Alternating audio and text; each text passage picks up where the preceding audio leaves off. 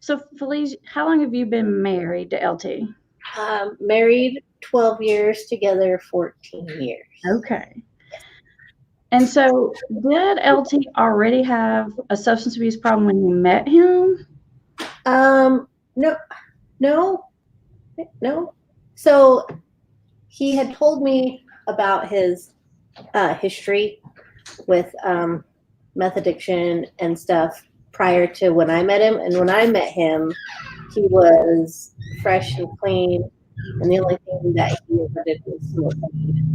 That was it. And that wasn't an issue. Okay. That's why I hesitant no, because he did smoke the weed, but it wasn't a problem. Right, but it wasn't like you walked into the situation in like full blown addiction mode or anything like that. Right. He had his life together. He had 2 boys he was raising, the most gorgeous boys I'd ever seen. Mm-hmm. He had a job, and like I was like, oh, cool, yeah, this guy's awesome. Like, yeah. And you knew he had like a history where he had some problems in the past, but I'm guessing it's one thing to hear about it, it's another thing to witness it, I'm guessing. Yeah. So yeah, because the guy he would tell me about was just this mythical guy in these stories, because it was nothing like the guy that I knew. Like, the guy I knew was this awesome, amazing dad, and just had his stuff together. He had a house. Like this must have just been some crazy thing that you did in your past, and now you were young and you were wild. That's what you thought in your head. Okay. And you got your life together. And then when did you start to see little inklings of trouble? Like, when did things start to brew? So he smoked weed for a while, and it, weed is, it kept him nice and calm, and that's who I knew. But then he had to quit when he got a government job because they did drug testing. And then that's when he went from weed to alcohol. And then the alcohol would go kind of up and down. Like, he'd drink on the weekends, and then he'd drink every night.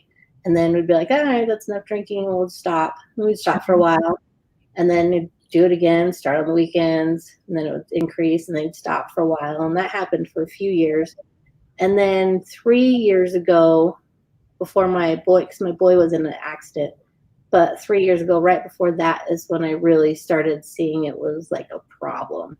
Because I'd never, ever seen him blackout drunk. He'd never stumble. He always held his liquor well. But that was the point where he'd start to stumble, and we'd have to help him in the house. And that was about when he fell down the stairs. And you really started showing itself then. Yeah. So let me, I want to say hey to Marilyn, who's saying hey. Hey, Kieran, thank you. Hopefully my microphone's a little better now. And then Ashley's got a comment that says her husband's an addict. And he was when I married him, but after a year, I don't know if I can stay. He's relapsed again and stolen from me. So this is Ashley. She's saying basically he's in a relapse, and she just doesn't know if she can take it anymore. I can definitely understand where you come from, and I know Feliz can even better than I can, Ashley. Yeah, that's a tough one. So LT was, I feel like we were a special case of addict, because most addicts will lie and cheat and steal, and they don't want nobody to know. But with LT and me, he was very open and honest to me. Like, he was like, this is how much I'm drinking. I'm going to drink this tonight. And he never hid it. And I always knew how much he was going to drink, and he never stole because it was his money. Right. And so I never experienced that part of addiction like a lot of other people did.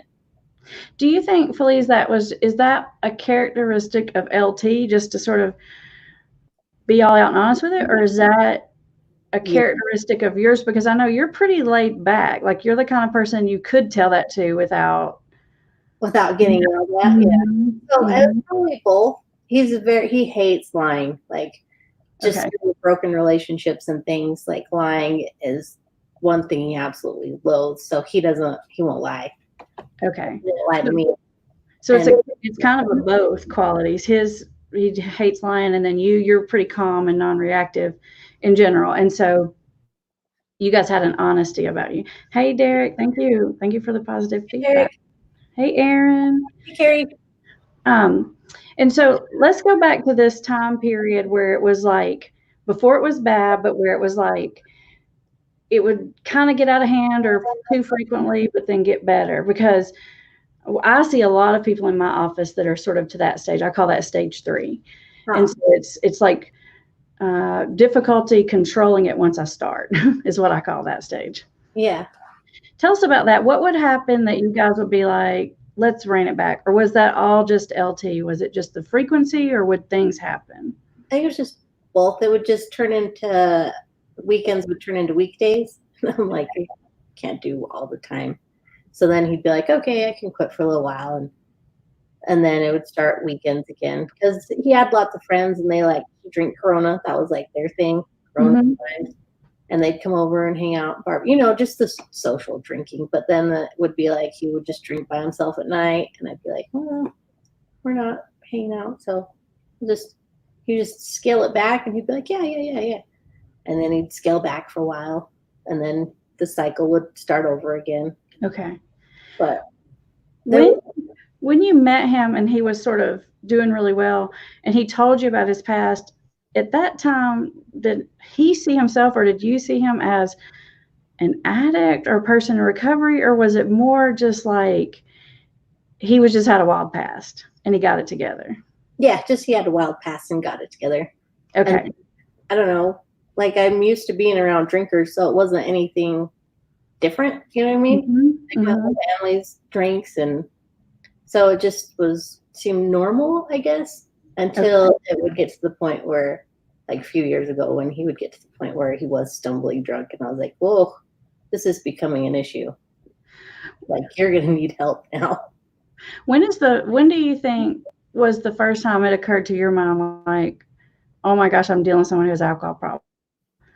Right before the accident, when he was, because I did become very codependent or co-addict or whatever, and I saw myself getting sucked into it, and I would check our bank account all the time, and I would show him, I'd be like, look, 2017, you only spent $1,000 that year. Whatever, I'm just making up years. But then like one year, it's like, we're at $3,000 this year at the liquor store. I'm like, there's a problem now. So I try and like point those things out, and he was like, he would just drink by himself and lock himself in the basement. And I'm like, this is becoming an issue. What would he say when you would break out the bank statements? I like your accountant, your spreadsheet version of, I think we have a problem. He's so organized over there. I love it. Yeah. What would he do when you would bring those out? He would be like, yeah, you're right. Like, I do have a problem. And then that's when he'd be like, I'll try and taper off. And then he would try and taper, and that wouldn't work. And I think he was just getting frustrated with himself too, because the tapering wasn't working, but in his mind it should, or something. I'm not really sure. I can't speak. Right. Tapering is one of those things that sounds good in philosophy, but doesn't really work in reality. Yeah. At least not for the people that come to me. He wanted to do it by himself first. And I was like, okay, if you think you can taper, that's great. And I'd give him resources. I'm like, here's a research thing on how to taper. Maybe this will work. So he'd try that, or he'd be like, I'll just do like a pint, and then I'll go a little bit, and then I'll make this one last a week. And that never worked, because once he drank, it was game on. Yeah. And then that was when I would start to just plant it in his ear. I'm like, maybe you can't quit on your own. You might have to go to detox, and started just planting seeds of maybe detox is an option, because it's not working. And then that was when the last time he tried to taper is when he told me to not ask him about it anymore, and he'd take care of it himself. Okay. He basically said, butt out. Yep. Okay. I'm going to be honest with my feelings on this. He said, TJ is up here, and he says that's how his girlfriend came at him with those bank statements. Oh, so that's like a whole thing. Look, that's such an objective way to come at it. I love it. Just so come at him with calm and logical. So great. It's an issue. Look at this $2,000 jump. Like, the evidence, right? Yeah. Exhibit A. Yeah. Like a laser pointer or something. Too, I guess, because you can't prove it any other way. Really. Try and bring out the facts, because your feelings don't really seem to matter sometimes. That's a good point, Feliz, because when I hear you tell the story, you just sound so calm and understanding and patient and kind, like a saint. were, were you like that the whole time? So I was very kind and patient, understanding until he would drink and push my buttons.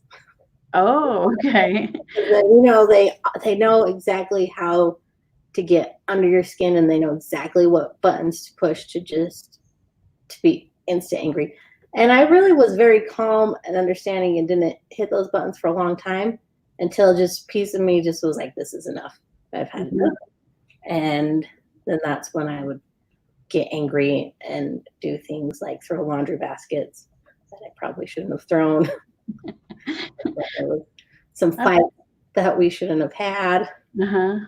I bet you're like a lot of people who are like really calm, and it takes a lot to get them mad, but once they get mad, it's like scary town. It's like game on. Yeah. Yeah, it's been like all in there the whole time. Yeah, I bet you're like definitely not a saint in that area. Because and then I had to realize he knew exactly what buttons to push and try and like control myself. And then that's the point when his sister lives up the street, and that's when I would just leave, because you can't reason with someone who's drunk. They just keep saying the same thing over and over again, and you don't even know why you're in trouble. And so you're arguing a point, and it's just irrational. And that's when I'd get frustrated and angry, because I'm like, you're not listening to me. You can't hear me. And that's what would make me angry, is the fact that he wasn't understanding the other side, I guess. Right. My thought process. And it was just. Well, when you're dealing with like late stage addiction, you're really dealing with like delusion. Donna is saying that her ex would get belligerent and then say not to worry about it, and he deserved it after working so hard. I've heard that one a super ton. Yeah. Not worry about the drinking, because he deserved it. Yeah. Yeah, Donna, I see a lot of guys in my office that are alcoholics, and they, for the most part, they're like really successful guys, real smart, real successful doctors, businessmen. And so they're like, I work hard, I take care of this family. And they feel like because of that, it's out of bounds. Like they have every right to do that. And so they're particularly difficult to deal with. Yeah. Okay. Yeah. I just want to say hi to Erin too. Hi, Erin. Erin's part of our family. Oh, hey, Erin. And then Saska's on here, Melissa, and Derek. That's funny about the bank statements. Yeah, no, that is funny. That's a good one. I was not a saint in this whole thing. I had my issues I had to work through. Very frustrating. And I had to go and get help for me to not react in such an angry, frustrated way. And then that's when I went and I got biblical counseling. Okay. Lady through our church. And this is towards the point of his addiction, because this is after Link was in the accident. Like, okay. I don't know if we want to go backwards. Can you tell a little bit about the accident? Because I do think that's a pivotal thing. And I think it's important for people to understand what you were dealing with, not just with LT and his drinking, but also with your child. I mean, this was a huge thing. So can you tell a little about that? Yeah. So 3 years ago, the kids were coming down the hill. There was like 7 kids coming down the hill in like a little UTV, like with a dump bed, but the neighbor had put like a governor on it so it wouldn't go fast. But they put it in neutral and decided to like cruise down the hill. And it tipped, and all the kids come flooding out of it. And Linky got the worst of it. He got sucked underneath it and drugged about, 10 feet probably underneath it, and it crushed his head. And so that's the point where LT's drinking really just went off the rails. Like that just really messed him up. Okay. Because he was basically dead almost, and his sister luckily was there, and she gave him compressions and brought him back to life. And the doctor showed up and started sucking the blood out of his mouth. And then the ambulance came and they shipped him off to McKD. And from there, he went to primaries, and it was just a waiting game to just see if he was going to come back, if he was going to be a vegetable, if he was going to have brain activity and all this stuff. And he was in a coma for a good 3 weeks. with his Wow. brain swelling on and off. Like they ended up having to do a bone flap so that his brain had more room to swell.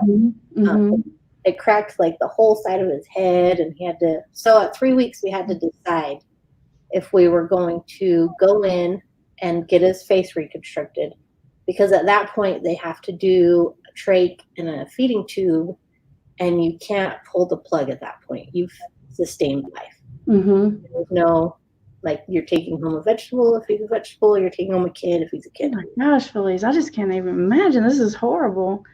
Yeah, it was crazy. So we had 3 weeks to decide, and the doctors this whole time were giving us like zero hope. They're like, we don't see any sign. We pinch him, we do all the tests, and he's not moving. But luckily, right before that, the brain surgeon, they were able to finally get him in the MRI machine, because they couldn't lay him down, because as soon as they laid him down, his brain would swell real big.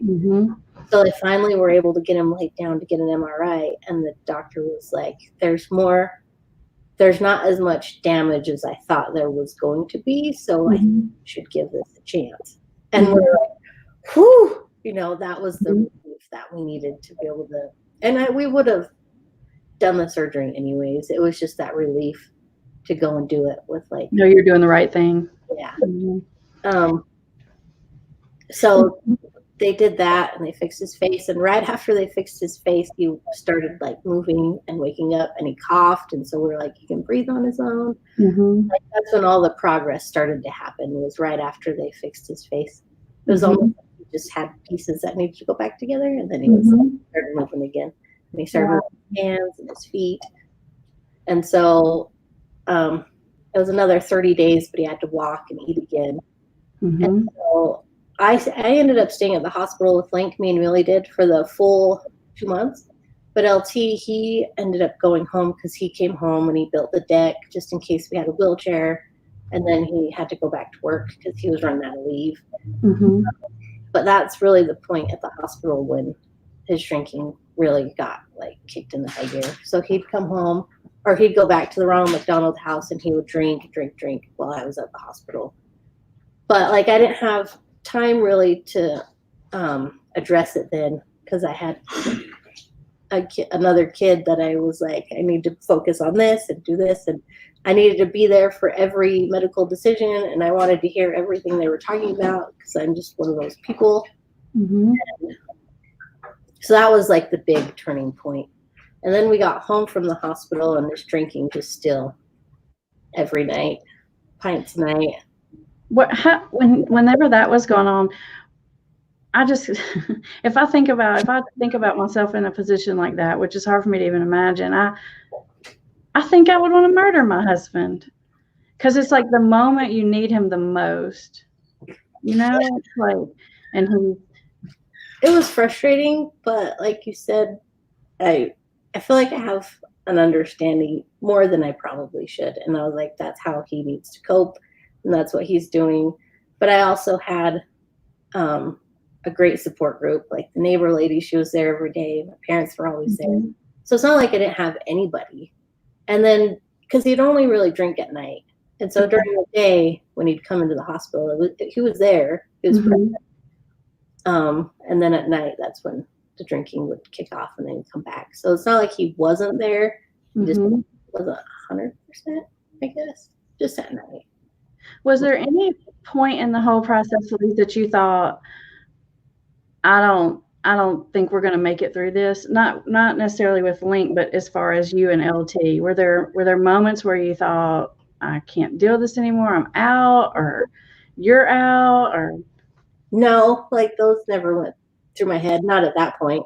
Okay. But like a few months down the road, when the drinking obviously got worse, and the fights got worse, that's when it was like a year later, probably.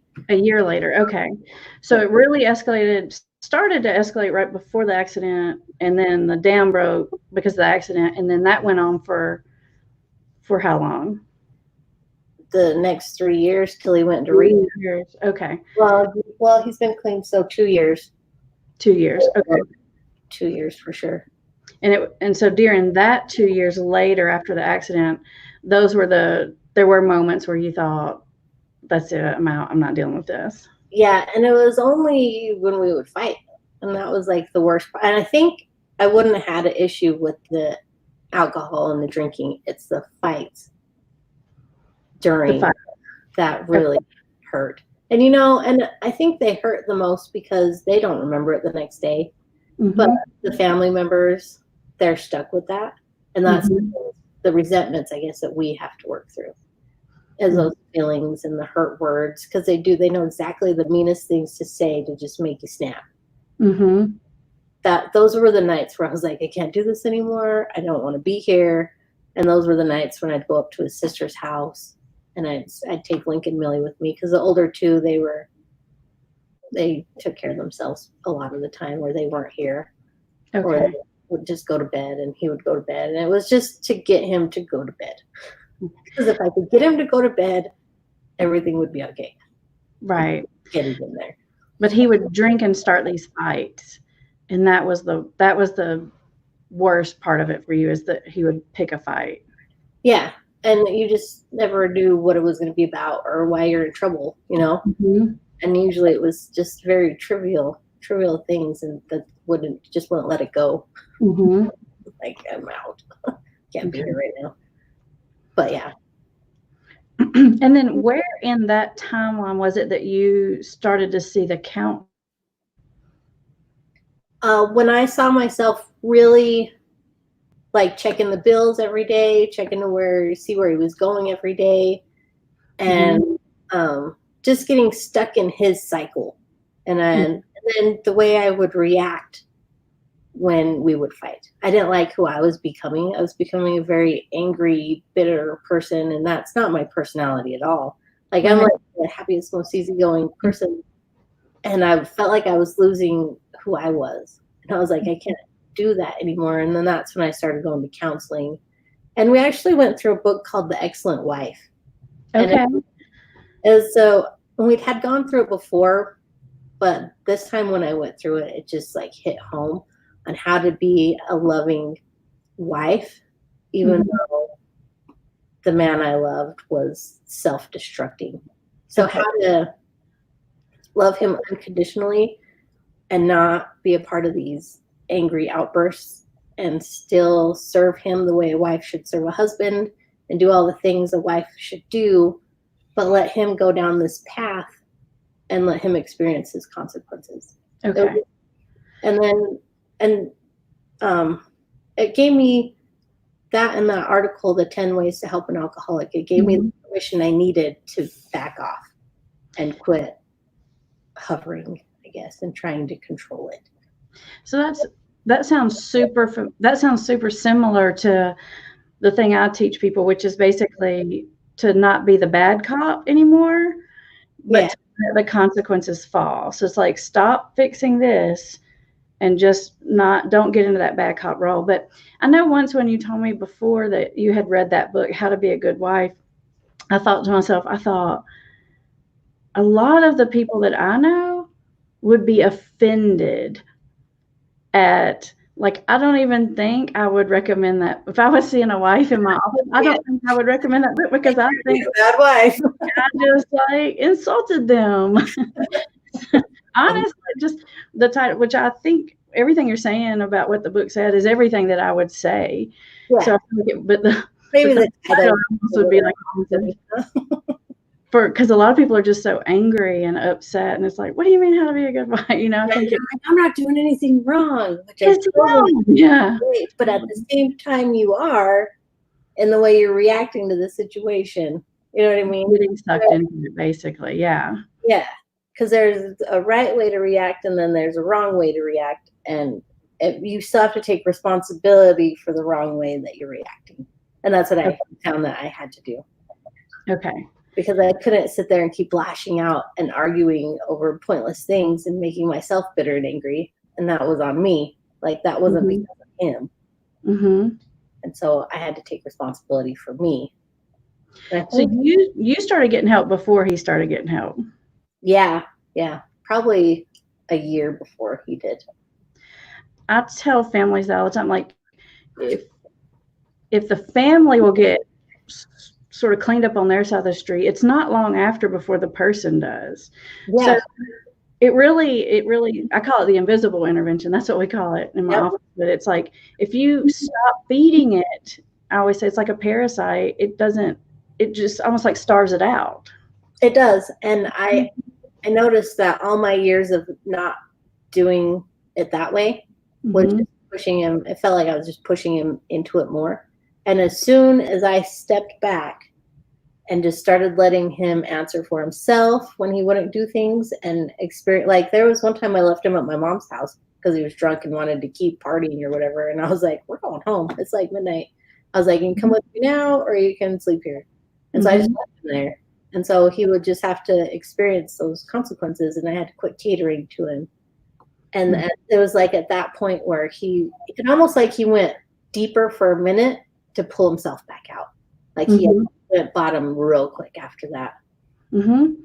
Yeah, I think you said something really good earlier when you and I were talking about something you read in the article about let the crisis happen. Yeah, let the crisis happen.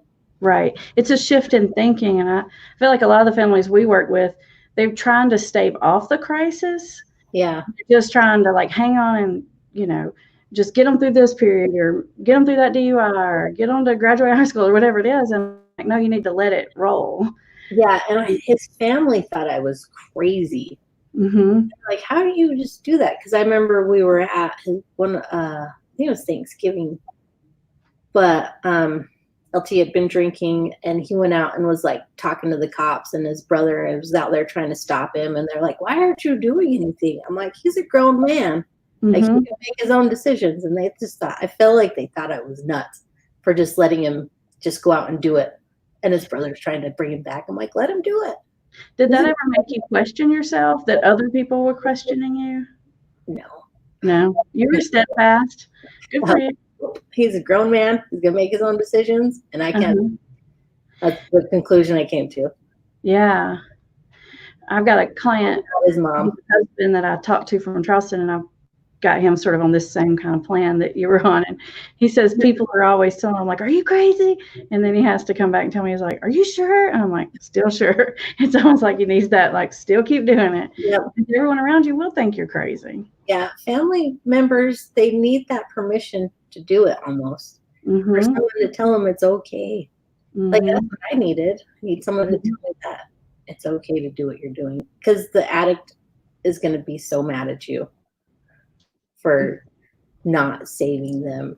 Or he's going to be mad when he gets home and why didn't I bring him home? You know what I mean? Yeah, like, but if you try to force it and save them, I get mad at you for that. So you don't get mad at either way. So I'd rather you get mad at me for making you experience the consequences than you get mad at me for me always saving you. That's right. Like, yeah. It's just something you have to weigh the options. Like either way, you're going to be in trouble. So be in trouble for what's going to help. And it's hard, and it's the most difficult thing I ever had to do was step back and let him experience it. But it was the best thing I ever did.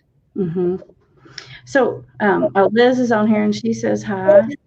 And then we got a question on here from Ashley. What do you do when they're dragging you down with them and taking the rent money and can't pay the bills and all that? That's a great question. Do you have any advice for Ashley, Feliz? They're dragging you down and taking rent money. Well, I guess my question is to you, is it the same pile of money? Like, do you work, or is it all your money, or is it all his money? Because it's hard to keep the money if it's, if it's not yours, or if it's not your bank account. Like, I don't know what I would do in that situation, because you do still have to pay the rent. But in my situation, it was my money. And my own paycheck, and he can't take that one. But we never had that issue anyways. Sometimes with drugs, there's more of a money issue than there is like with alcohol. I mean, obviously your bill was going up and it was like you spent $3,000 this year, but if it's drugs, it can be $3,000 in a month. So it creates a pretty big money issue really fast. So I don't know. I feel like I would just hoard the money if it was my money and not tell him I had it. But okay, you would sort of split the finances. Finance first, and you go find your own drug money. There you go. But I don't know, that's a tough one as far as like where the money's coming from. Right. I think it's almost like you have to know more about the specifics of each family situation for that. Yeah. Yeah. But go Um, find you help. He doesn't have the power to drag you through it. If you need to leave, then leave. In my mhm. situation, I didn't feel like I needed to leave, but I know in a lot of situations and a lot of people we talk to, it's more beneficial for them to split and then let him experience his consequences and get help. And then hopefully he gets help and you can come back together. Mhm. But that's just situational. Yeah, sometimes you do have to, especially if you feel like something's going on that's putting your kids at risk, or you're putting the family, like Ashley was saying, in like great financial jeopardy. There can be other complications where you don't have much choice but to back up and draw that boundary. Yeah, that's one boundary you might have to do. Yeah, Oh, it's your money. She says it's mine. Oh, it's your money. I would. This is that's a me. good thing. Yeah. I would leave and not let him put me in that situation because you don't need to be in that situation. You have control over your life. He doesn't. Mhm. It's your decision. Right. And so Here, then Kira's asking, did he go to rehab? If so, when he came home, were you nervous about relapse? That's a great question, Carrie. he did go to rehab. He actually went into detox. Like, well, I didn't even know he was going to go into detox. Just I got a phone call from his dad saying, "Hey," or it might have been him, or he might have texted me and said that my dad's taking me to detox, and I was like, "Sweet," because I was at work. But he Okay. had a whole binge weekend of drinking and realized like that was his bottom and he needed help because he couldn't quit. So he went to detox. And then he contemplated going into an intense outpatient or an inpatient, and we went with outpatient. Time to stretch, go for a walk, or call a friend. Thank you. It is. But yeah, so he went into an intense outpatient. And so he was there 5 nights a week from 5 to 9. And I told him, I was like, I see more of you now that you're gone every night than I did when you drank every night. Wow. Because it was him that I was seeing. It wasn't distant him alcoholic. And it was such a relief. And like, I just made sure that I had everything taken care of at home so that he could do that every night. And then we go to family therapy on Thursdays. And then did you worry that he would relapse? I think I heard him say in one of y'all's episodes that he did have a relapse at some point. Did you worry about that? He did have a relapse, and it made me really sad. But yeah, initially there was that fear of he could relapse. But at the same time, I'm not one to dwell on future things that may or may not happen. Like, it feels like that's a waste of my time. So I'm one that will deal with it when it does happen. Okay. How long did the relapse last? Just a night, and it was only like 3 shots. Okay. He says it was his addict brain's way of talking him into thinking he didn't have a problem because he's like, I have control over this alcohol and I can just one shot. I can drink 3 shots and not anymore. Totally. Yeah. Yeah. And his counselor was like, that's the most dangerous kind of you're in control. And so he's like, so you had to drink to convince yourself you don't have a drinking problem. And he's like, dang it. And he had us all convinced basically that was a good idea. I'm like, okay. But I did, when he told me he was going to drink it, I had a meltdown in the shower. And then I didn't tell him not to. I just told him how I felt about it. And then he did what he was going to do anyways. There was nothing. He told you beforehand. Yeah. Well, Link, that like never happens. Link's like, we went to the liquor store. I'm like, what? He's like, no. So Link outed him, and then he told you, okay. That never happens. Okay. He's like, I was going to tell you. I was like, I know. And he showed it to me, and he's like, I'm going to drink this when I'm ready to drink this. And because I don't think that everybody who has a drinking problem goes off the rails as soon as they have one drink. I was like, okay. So he drank it. And there's nothing I could do to talk him out of it. So I didn't. I was like, that's you. And then you're going to have to deal with it in counseling later. You're going to have to tell on yourself. You're so logical, Feliz. Wow. TJ says that's how it went for me when my girl walked out on me. I was in rehab within the next 3 months.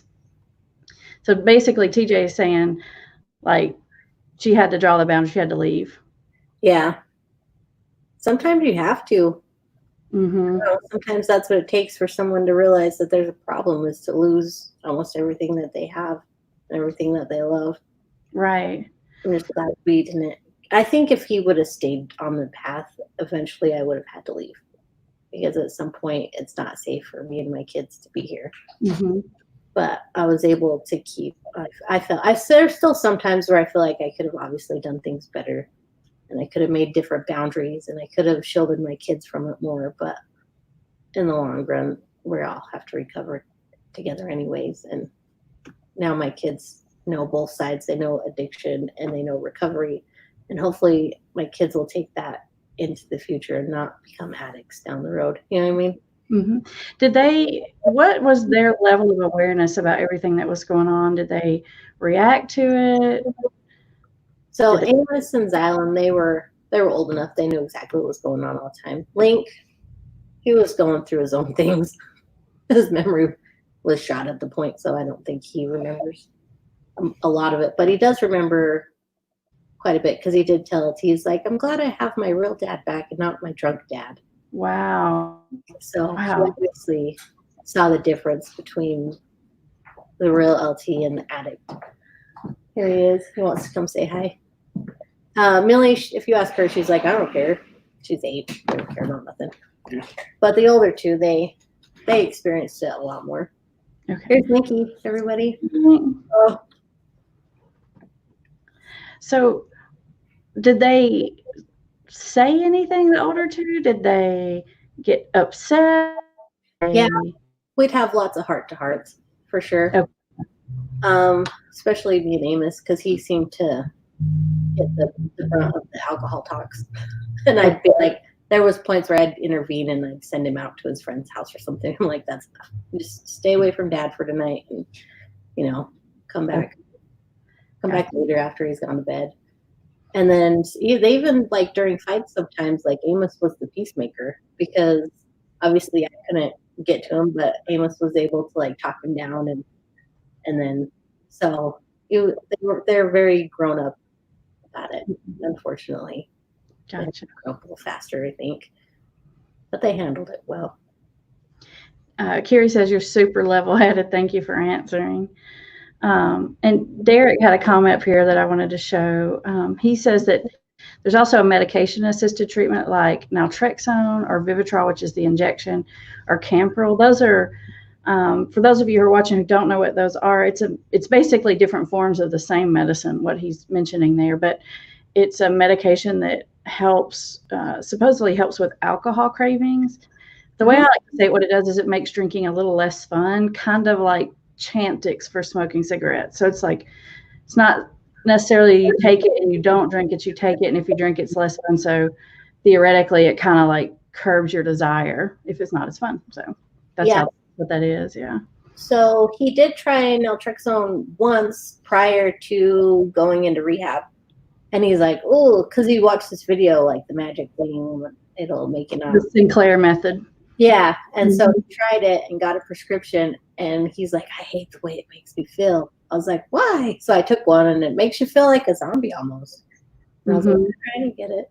I was like, but give it another try. And he's like, nope. And that was it for that. But then when he went into his rehab, they actually prescribed it, and he took it for like a month or something. Okay. For the first, or a couple weeks or something. Okay. So he did use it the second time. But yeah, it was weird, but it works. It's really a medicine designed for opioid receptors. It was originally and still used for heroin addiction and opiate addiction, but they found this link because alcohol works on, I get nerd out here, alcohol works on 5 of the addictive receptors in your brain, 5 of 8 addictive receptors, and that's just one of them. Yeah. That one of the ones that alcohol acts on. We have a question here from TJ. This is a statement from TJ. He's saying, when did you walk out? We lost our place and I got help, patched up our relationship. I think what TJ's saying here is this was the fallout of when she left and kind of the events that took place. So it sounds like it helped, and you got some help, TJ. Mm-hmm. You do have an amazing wife, TJ. LT actually made a video of TJ's wife because she Really? passed away a year ago, and she seemed like an amazing woman, TJ. Okay. And can you find that on And Facebook your group. channel and your Facebook group? Yeah, here I'll share the link to our Facebook group. That'd be great. But yeah, she's a beautiful lady, TJ. Carrie's asking a question. Is that, I'm guessing you're asking about the medicine naltrexone. It's not addictive. It won't produce withdrawal symptoms. It actually blocks your opioid receptor. So when you give it to someone addicted to pain pills, they can use it. They can't get high. So it's kind of the opposite of addictive. Yeah. This thing's less fun, not more fun. So no troubles with people getting addicted to that. Anybody else have any questions up here for Feliz? Derek is talking about Vivitrol some more, and he's saying that it's $1,400 a shot. I don't even think of drinking. I won't take an opiate pain medication. That's good. The medicine is very expensive. It will help with that. And if you don't have insurance, or even if you do have insurance but it doesn't cover very much, the makers of Vivitrol have a plan that it's like a copay assistance, and that'll knock at least half of it off. So if it's something that you or your loved one is thinking about, you can access Vivitrol, even if you don't have insurance. They have copay assistance and make it more affordable for people. But it is it's kind of weird to get. You have to order it from a specialty pharmacy, and you probably would have to have a doctor who knew what that was. I'm not sure if every doctor would even know what that is. Here's a comment from Julie. My husband has fought for a long time and can't seem to quit. He's been in multiple rehabs. Occasionally, he'll just not come home because he's used more than usual and doesn't want to face me. And his addiction takes over after a couple of days. Says he's not coming back because I'm better off without him. Any words for Julie? It's tough when they're in that cycle of addiction and feel like there's no hope. I think the best part is to just be an open ear. It's so hard to be the family member of an addict and to listen to their problems and not be judgmental because you feel like it's personal and it's against you. But to be able to just listen to him and to just understand what he's going through and realize that addiction is probably one of the hardest things that he's ever going to have to face because it's a lifelong process. But to be able to just be understanding and listen and just support. Sometimes you have to support from a distance, love from a distance, and let him obviously experience those consequences, but also just be an unjudgmental ear for them to talk to. I will also add to that, Julie, and say that what you're describing is, and I have a lot of videos about this, but I talk about how when you're dealing with addiction, you're dealing with someone who's in a constant cycle of resentment and self-pity. Yeah. And this is like the twist version of that, which is like, I'm such a horrible human being. I feel sorry for myself because I'm so terrible. So it's like I beat myself up and then feel sorry for myself because I beat myself up. And that one's like a harder one to come against because they're saying, yes, I'm terrible. I'm the lowest, piece of junk, don't even deserve you. But that's still addictive thinking process. It's still the same way of self-pity. And so even though it's kind of like a one that you would have more empathy for, it's still the same cycle going on, I say. Let's see. Yeah, it's hard to watch them go through that and knowing there's nothing really you could do. Mm-hmm. They need to get the help. I think honestly, and it's also a way of letting themselves off the hook. Like, can't help it. I'm so terrible. It's an excuse and a way of not taking responsibility for the situation. It's just a different way to go about doing it. Ashley's asking about Suboxone and Vivitrol. Suboxone is made of buprenorphine, which is an opiate, mostly buprenorphine, like 98% or something like that, buprenorphine, and 2% Vivitrol. So Suboxone actually has Vivitrol in it, or a version of Vivitrol and naloxone in it, which is an opioid blocker. So one is the opioid receptor and one is blocking the opioid receptor. I hope that helps.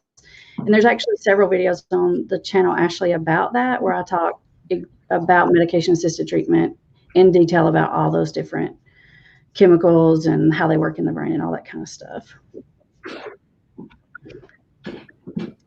Tasca says, my husband stopped drinking, but still doesn't believe he really has a problem. I wish he could join me in recovery so we could grow together as a couple and be closer. So that would be nice. What I love about the 12 steps is that they're like the best life principles. Like they're not just for addicts, but like Al-Anon uses the 12 steps. So I wish your husband would get on board because they really are just great tools just for life situations in general. It's about growing as a person, right? Yeah, that anyone could use, totally. Instead of, it sounds like maybe he's a dry drunk syndrome type. Yeah, right. And that's like an AA term. A dry drunk means somebody who's not drinking or using, but hasn't worked on themselves. Yeah. Yeah. So they're kind of stuck in limbo. Yeah. Yeah. So tell us, Feliz, how that people can see more of you and LT and hear what you have to say. And so we do have a YouTube channel called Recovering Addict, and my husband, we do book studies. So right now he's going through, I'll show you, it's called Addictive Thinking. Mm-hmm. Shashka, maybe you can get your husband on board with this one. It's a really good book. Like, it's not just about alcohol and substance abuse. It's like any addictive thinking, like food or just whatever. Mm-hmm. And so it's just great for everybody on both sides. But yeah, we do have that YouTube channel, Recovering Addict, and he talks about addiction, and I talk about what it's like being with an addict and have questions for those types of family members. And then we also have a Facebook group called Recovering Addict, and then we're also on Discord. And I will put those links in there so y'all have them. He's really been working on this Discord because it's way cooler than we thought it was. Like, there's different rooms you can go in. Like, have you seen it? I asked my group about a month and a half ago. I was like, what is Discord? Why do other YouTubers have one? and my group was like laughing. They're like, they told me that was for gamers. So. No, it's like way cool. Like the guy from the UK is teaching him how to put it together.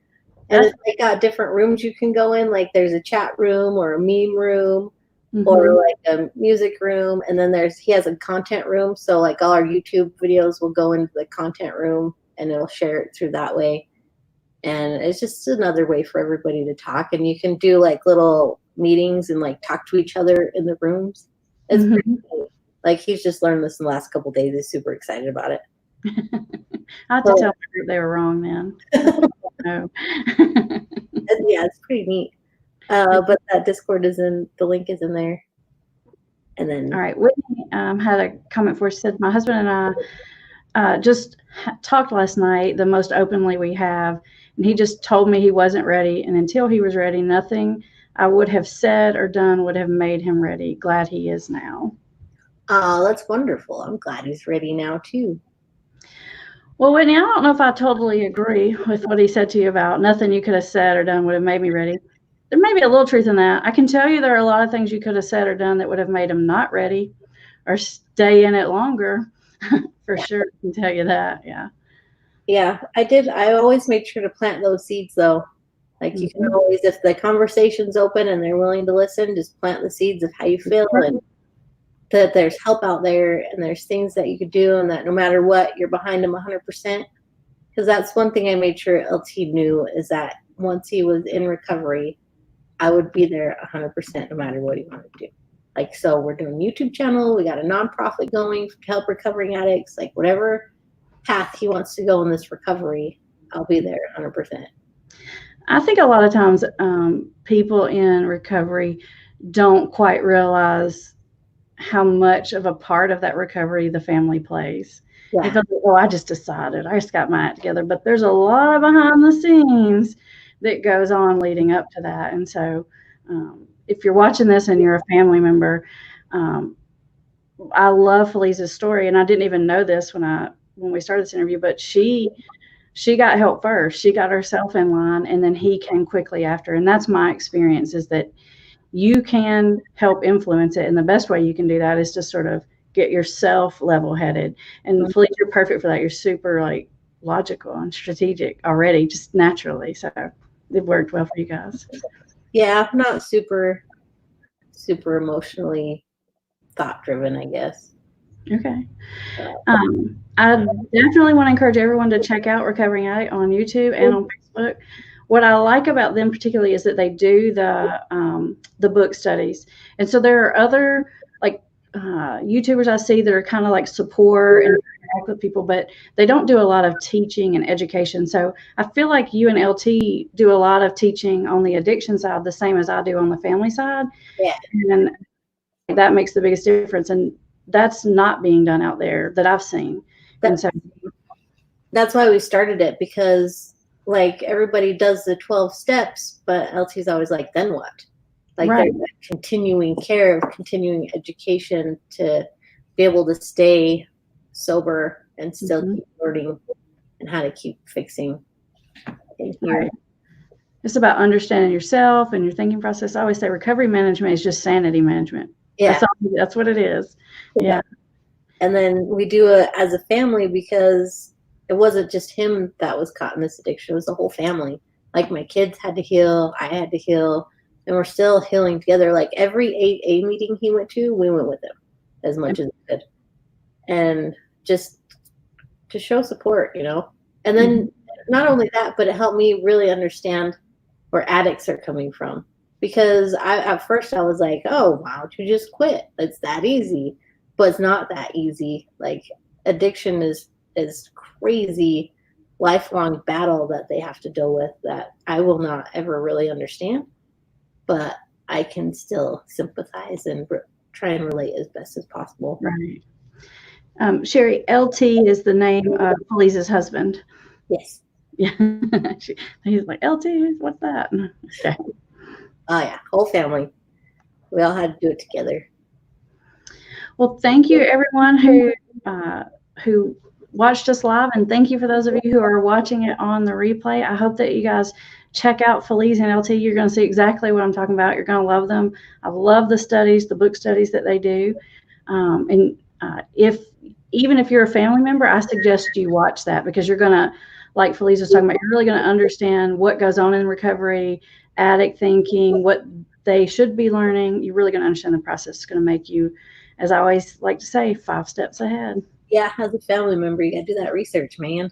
That's right. Thanks, everybody, and we'll see you again next week. Yeah, thank you, Amber.